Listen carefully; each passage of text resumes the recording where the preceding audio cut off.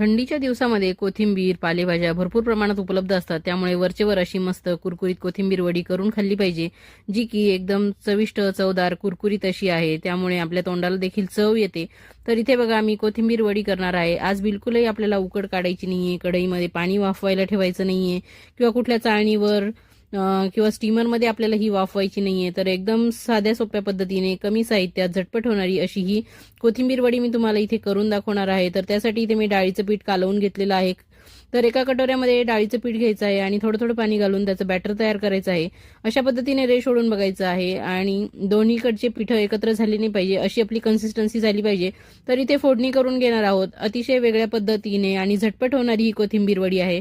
तर फोडणीमध्ये मोहरी टाकून घेतलेली आहे, त्यानंतर तीळ टाकलेले आहेत, लसण, मिरची, अद्रकचं वाटण टाकले, त्यानंतर धने जिरे पावडर टाकून घेतलेली आहे. सर्व साहित्य व्यवस्थित परतवून घ्यायचंय. त्यानंतर भरपूर सारी ही कोथिंबीर जी आपण स्वच्छ निवडून घेतलेली आहे, 2 पाण्याने धुवून घेतलेली आहे, ती इथे परतून घेतलेली आहे.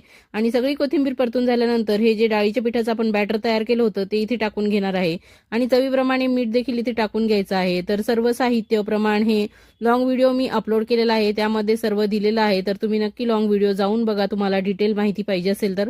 आणि अशा पद्धतीने त्या पिठाचा पूर्ण गोळा होईपर्यंत आणि पीठ कढईला सोडेपर्यंत आपल्याला इथे शिजवून घ्यायचं आहे आणि छान हे ताटलीमध्ये थापून घ्यायचंय. थंड झाल्यानंतर अशा पद्धतीने वड्या कट करायच्या आहेत आणि मस्त अशा वड्या ताटलीपासून सुटतात. तर लगेच आपल्याला कळतं की आपलं डाळीचं पीठ व्यवस्थित शिजलेलं आहे. तर अशा वेगवेगळ्या वड्या करून मी एका प्लेटमध्ये काढून घेणार आहे आणि छान कडकडीत तेलामध्ये आपल्याला ह्या तळायच्या आहेत. तर तुम्ही देखील अशाच पद्धतीने करतात का त्या पूर्वीच्या पारंपरिक पद्धतीने रोल तयार करून वाफून अशा पद्धतीने करतात, ते नक्की माझ्याशी तुम्ही शेअर करा. तर इथे बघा तेल आपलं कडकडीत तापलेलं आहे. तेलामध्ये वड्या सोडून घेणार आहे. अगदी कडकडीत तेलात हाय फ्लेमवरच आपल्याला ह्या वड्या तळायच्या आहेत. त्यामुळे व्यवस्थित ह्या खालच्या साईडनी सेट झाल्यानंतरच याला आलटी पलटी करून आपल्याला गोल्डन ब्राऊन रंगावरती तळून घ्यायचं आहे. तर मस्त अशा ह्या कुरकुरीत कोथिंबीरच्या वड्या आपल्या तयार होतात. तर अशी थंडी सुटलेली आहे गारव्याच्या थंडीमध्ये आणि कडाक्याच्या थंडीमध्ये अशा गरमागरम कुरकुरीत वड्या तोंडी लावायला असल्या, याच्यासोबत खिचडी असली किंवा तुमच्या रोजच्या जेवणात तुम्ही अशा ह्या छान कोथिंबीरीच्या वड्या तोंडी लावण्यासाठी घेऊ शकतात किंवा टिफिनला नेऊ शकतात किंवा अचानक घरी तुमच्या कोणी पाहुणे आले तर त्यांना देखील पाहुणचार करण्यासाठी अशा पद्धतीने छान कोथिंबीरीच्या वड्या तुम्ही करून खाऊ घालू शकतात.